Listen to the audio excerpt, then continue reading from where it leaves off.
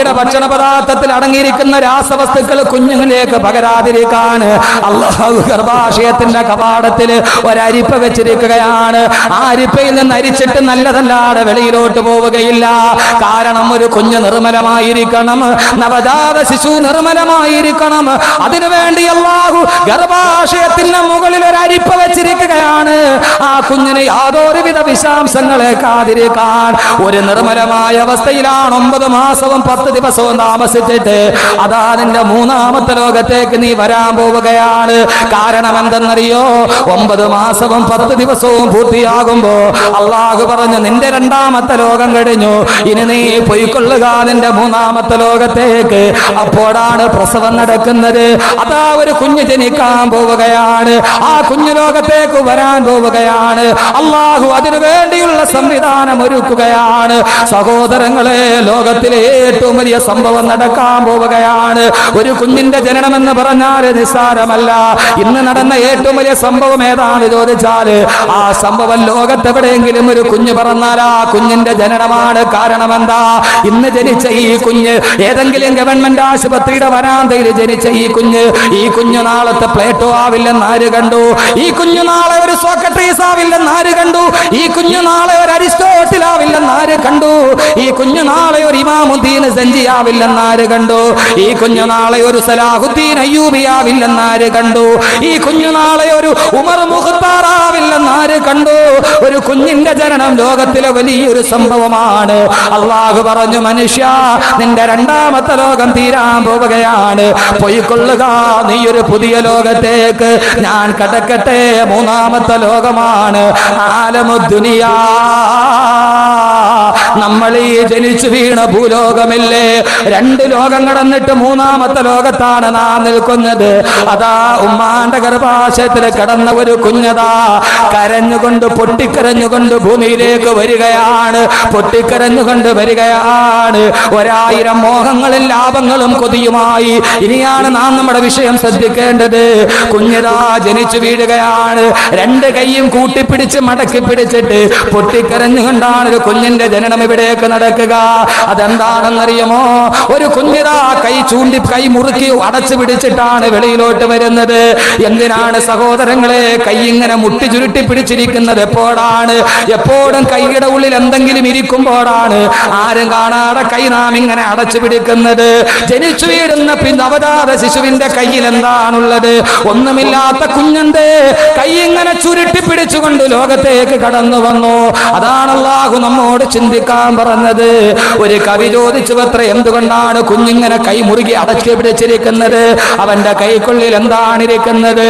കവി ചോദിച്ചു അത്ര കുട്ടിയോട്, മോനെ മുത്തേ കണ്ണേ തേനെ പാലേ മുട്ടി സേ ക്യാ ഹേ ആനെ വാലാ ജിന്ദഗി കി സ്വപ്നാ ഹേ. പൊന്നു മോനെ, മുട്ടി സേ ക്യാ ഹേ, നിന്റെ കൈക്കുള്ളിൽ എന്താണ് നീ ആരും കാണാതെ ഇങ്ങനെ മടക്കി വെച്ചിരിക്കുന്നത്? ആ സമയത്ത് നവജാത ശിശു എന്നോട് മറുപടി പറഞ്ഞു അത്രേ. ഇല്ലില്ല, നവജാത ശിശു മറുപടി പറയില്ല. കവി അദ്ദേഹത്തിന്റെ ഭാവനയിൽ പറയുകയാണ്, എന്റെ കൈക്കുള്ളിൽ എന്താണെന്നറിയുമോ? ആനേവാല ജിന്ദഗി കി സ്വപ്നാ ഹേ, എന്റെ ഇനിയുള്ള ജീവിതത്തിലെ സ്വപ്നങ്ങളാണ് എന്റെ കൈക്കുള്ളിൽ ഞാൻ മടക്കി വെച്ചിരിക്കുന്നത്. 1000 സ്വപ്നങ്ങളുമായി 1000 ആഗ്രഹങ്ങളുമായി നീതാ 3ാമത്തെ ലോകത്തോട്ട് കടന്നു വരികയാണ്. നിന്റെ ഒടുക്കത്തെ ആഗ്രഹങ്ങളുമായിട്ടാണ് വരുന്നത്. മനുഷ്യൻ എത്രയോ ആഗ്രഹങ്ങളാണ്. മനുഷ്യൻ ഏറ്റവും വലിയ മോഹത്തിന്റെ അടിമയാണ്. മനുഷ്യൻ ഏറ്റവും കൂടുതൽ മോഹം മണ്ണിനോടാണ്. മനുഷ്യന് മോഹം മണ്ണിനോടാണ്. മണ്ണിന് മോഹം മനുഷ്യനോടാണ്. നമുക്കെല്ലാവർക്കും മോഹം എന്താണ്? മണ്ണ് വാരി കൂട്ടണം. എത്ര വാങ്ങിച്ചു കൂട്ടിയാലും മോഹം തീരില്ല. എത്ര മണ്ണ് വാരി കൂട്ടിയാലും മനുഷ്യന്റെ മോഹം തീരില്ല. മനുഷ്യന് മോഹം മണ്ണിനോടാണ്. മണ്ണിന് മോഹമോ മനുഷ്യനോടാണ്. മനുഷ്യനും മണ്ണും കൂടെ മോഹത്തിന്റെ കാര്യത്തിൽ മത്സരിക്കുകയാണ്. അവസാനം കല്ലൂര് പള്ളിസ്ഥാനത്ത് കിടക്കുന്ന മണ്ണ് മോഹിക്കുന്നത് നിന്നെയാണ്. കല്ലൂര് പള്ളിക്കാട്ടിലെ മണ്ണ്, ആ മണ്ണിന് മോഹം നിന്നെയാണ്. കണ്ടോ, കൊതിയോടെ നോക്കിക്കൊണ്ട് നിൽക്കുന്നത് കണ്ടോ? 2 പേരും മനുഷ്യന് മോഹമോ മണ്ണ് പിടിച്ചടക്കാനാണ്. അവസാനം പാവം മനുഷ്യൻ അവൻ മോഹത്തിന്റെ കാര്യത്തിൽ തോക്കുകയാണ്. എല്ലാം തോട്ടവൻ പോയി മണ്ണിലും മലർന്നു കിടക്കുമ്പോ ചെവിയിൽ വന്നിട്ട് മണ്ണ് ചോദിക്കും, എടാ ഭീരു, നീ എന്നെ മോഹിച്ചവനല്ലേ? പക്ഷെ ഇതാ നീ എന്റെ മുമ്പിൽ വന്ന് മലർന്നു കിടക്കുകയാണ്. 1000 മോഹങ്ങളുമായി കടന്നു വരുന്ന മനുഷ്യലോകമേ, നിന്റെ ജീവിതത്തിന്റെ 3-ാം ഘട്ടമാണിത്. ആലമുദ്ദുനിയാ, ആലമുദ്ദുനിയാ, ഇതാ നിന്റെ ലോകം അടുത്തു, 3-ാമത്തെ ലോകമെന്ന് അള്ളാഹുവിന്റെ വിശുദ്ധ ഖുർആൻ. നമ്മൾ 3-ാമത്തെ ലോകത്തെത്തി. ആ ലോകമാണ് ആലമുദ്ദുനിയ. ഇപ്പൊ നമ്മൾ ഈ നിൽക്കണ ലോകം. ഉമ്മാന്റെ ഗർഭാശയത്തിൽ നിന്ന് കരഞ്ഞോണ്ടിറങ്ങി വന്ന നമ്മൾ. അള്ളാഹു പറഞ്ഞു, നിന്റെ 2 ലോകം കഴിഞ്ഞു. ഇനി നീ എന്ത് ചെയ്യണം? ഇനിയും 2 ലോകം കൂടെയുണ്ട്. 4 ലോകങ്ങളിടയിൽ 2 ലോകം അപ്പുറം കഴിഞ്ഞുപോയി. ഇനി 2 ലോകം വരാനുണ്ട്. ഇതിന് 2നെയും നടുക്കാണ് നമ്മളിപ്പോ ജീവിക്കുന്നത്. 2 കഴിഞ്ഞുപോയി, ഇനി 2 വരാനുണ്ട്. ഇത് 2ന്റെയും നടുക്കാണ് നാം ജീവിക്കുന്നത്. അള്ളാഹ് പറഞ്ഞു, നിന്റെ ഇന്നലകളെ നോക്കി ഇന്നുകളെ നന്നാക്കി നാളേക്ക് വേണ്ടി നീ കരുതിയിരിക്കുക. അള്ളാഹു തൗഫീക്ക് നൽകട്ടെ. 3-ാമത്തെ ലോകത്തെത്തി. ഇനിയാണ് നമ്മുടെ റോള്. ബാക്കി 2 ലോകത്ത് നമുക്കൊരു റോളും ഇല്ല. അള്ളാഹ് തന്നെയാണ് എല്ലാം ചെയ്യുന്നത്. 3-ാമത്തെ ഘട്ടത്തിലെത്തുമ്പോൾ ഇനി റോള് നമുക്കാണ്. അള്ളാഹ് നമ്മളോട് എന്ത് പറഞ്ഞു വിട്ടു? ഓരോ ലോകം കഴിയുമ്പോൾ ആയുസ് കൂടി വരും. ആലമുൽ അർവാഹിൽ എത്ര സമയം ആയുസ് കൂടി വന്ന 10 മിനിറ്റ്, എല്ലാ കാര്യവും കഴിയും. ഉമ്മാന്റെ ഗർഭാശയം എന്ന് പറയുന്ന 2-ാമത്തെ ലോകത്ത് വന്നപ്പോ ആയുസ് എത്രയാ? 9 മാസവും 10 ദിവസം. അപ്പൊ വളരെ അപൂർവമായിട്ട് നേരത്തെ ഇപ്പൊ നടക്കും. 9 മാസവും 10 ദിവസം അങ്ങനെ തികയാറില്ല, അല്ലെ? അതിന് മുമ്പ് ഓപ്പറേഷൻ ചെയ്തെടുക്കും. പണ്ടെല്ലാം മുഴുവൻ പേറായിരുന്നു, ഇപ്പൊ എല്ലാം കീറാണ്, സിസേറിയൻ. അപ്പൊ ആദ്യം 10 മിനിറ്റ്, അടുത്ത ലോകത്ത് നിന്നും ആയുസ് ഇത്രയും കൂടെ കൂടി. ഇനി അടുത്ത ലോകത്ത് വരുമ്പോ ഇത്രയും കൂടെ കൂടും. അള്ളാഹുവിന്റെ റസൂൽ പറഞ്ഞ 60-നും 70-നും ഇടയ്ക്ക് ആയുസ് കൂടി വരികയാണ്. ഇനി അടുത്ത ലോകത്ത് പോകുമ്പോൾ അതിലും കൂടും. പിന്നെ 5-ാമത്തെ ലോകത്ത് ചെല്ലുമ്പോൾ ഒരു പരിധിയില്ല ആയുസ്. ഖാലിദീന ഫീഹാ അബദ.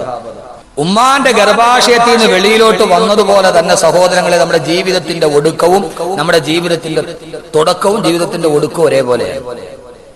നമുക്ക് ഗുഹ വല്ലാതെ പേടിയാണ്, അല്ലേ?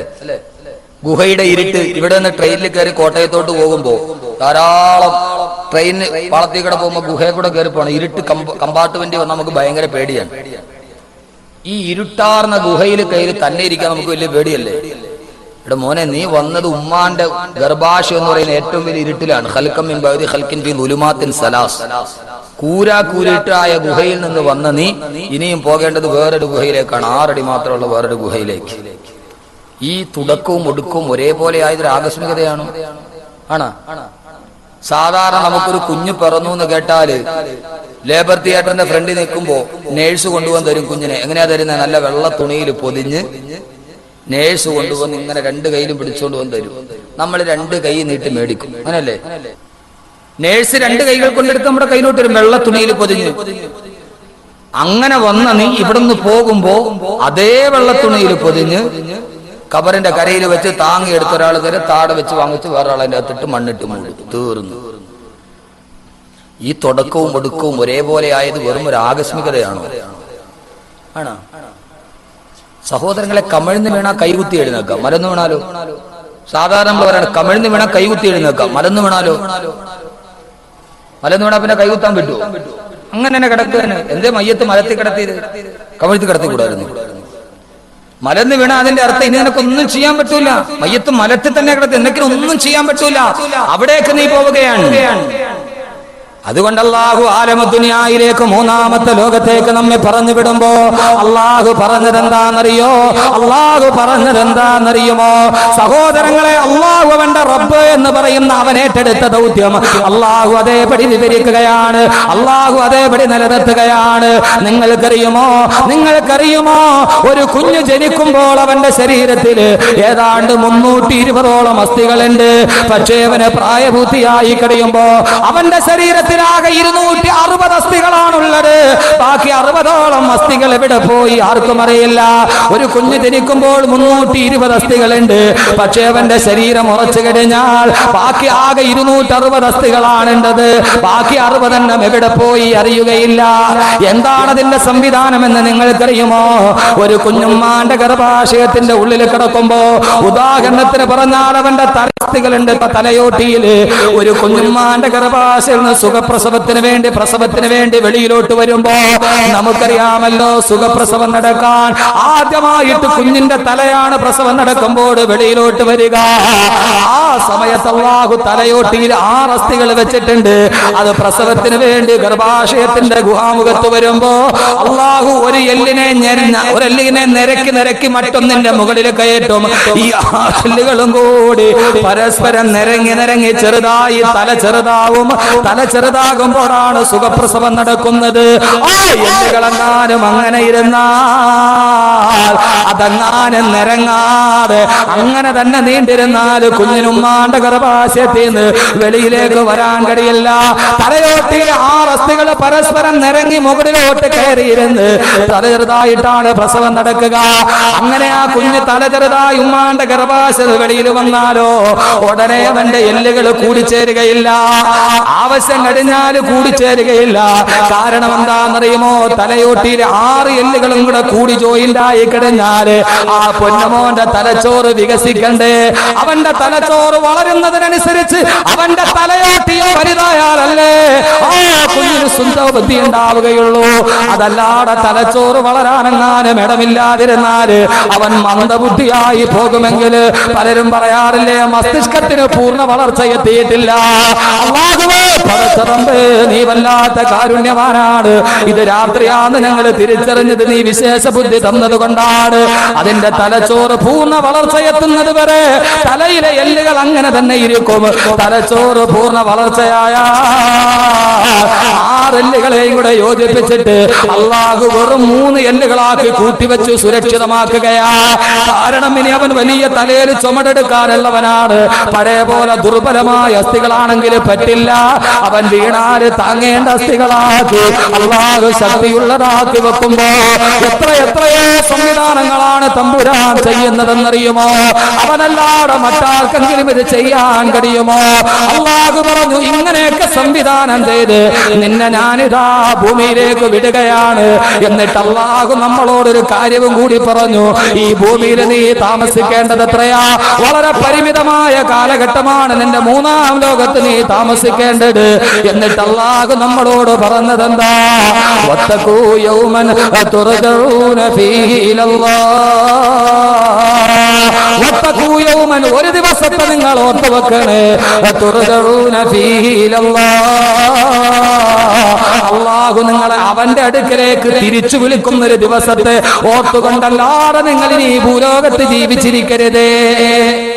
3-ാമത്തെ ലോകത്ത് വന്നു അല്ലാഹു നമുക്കൊരു നിർദ്ദേശവും തന്നു. എന്താ നിർദ്ദേശം?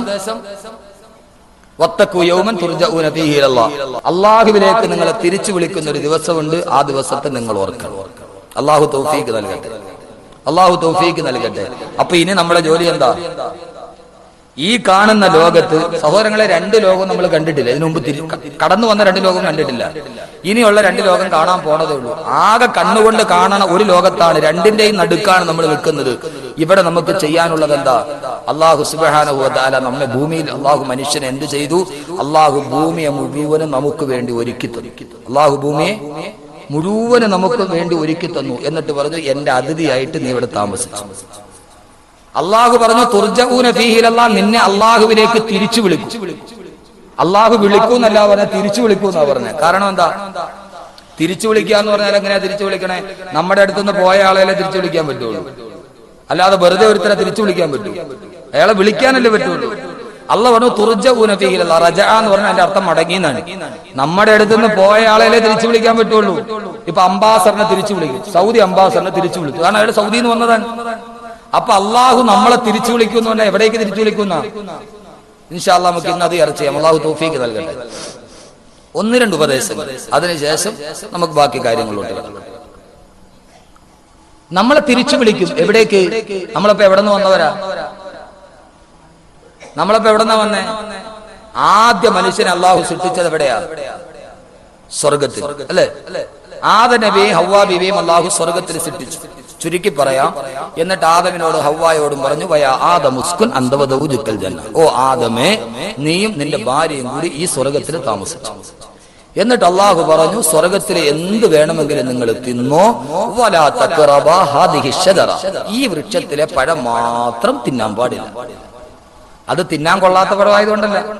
അള്ളാഹു പറഞ്ഞു എല്ലാം തിന്നോ, ഇത് മാത്രം തിന്നരുത് എന്ന് പറഞ്ഞതിന്റെ അർത്ഥം എന്താ? അള്ളാഹ് മനുഷ്യനെ പരീക്ഷിച്ചതാണ്. എല്ലാം മുമ്പിൽ കൊടുത്തിട്ട് അള്ളാഹ് ഇത് തിന്നോ, ഇത് തിന്നാൻ പാടില്ല എന്ന് പറഞ്ഞാൽ തന്റെ റബ്ബ് പറഞ്ഞ കാരണത്താൽ മനുഷ്യൻ അത് തിന്നാതിരിക്കുമോ എന്നുള്ള പരീക്ഷിച്ചു. മനുഷ്യൻ പരീക്ഷണത്തിൽ തോറ്റുപോയി എന്നാണ് ചരിത്രം. ഖുർആൻ സൂറത്തുൽ അഅറാഫ്. ദുനിയാവിലും അങ്ങനെയാണ്. നീ എല്ലാം തിന്നോ, പക്ഷേ പലിശ തിന്നരുത്. നീ എന്ത് വേണമെങ്കിലും കുടിച്ചോ, പക്ഷെ കള്ളു കുടിക്കരുത്. നീ എന്ത് വേണമെങ്കിലും കളിച്ചോ, പക്ഷെ ചീട്ട് കളിക്കരുത്. ദുനിയാവിൽ അള്ളാഹു അതേ നിയമമാണ് തന്നത്. അള്ളാഹ് പറയുന്നത് എന്ത് വേണമെങ്കിലും ചെയ്തോ, പക്ഷെ ഇത് മാത്രം ചെയ്യാൻ പാടില്ല.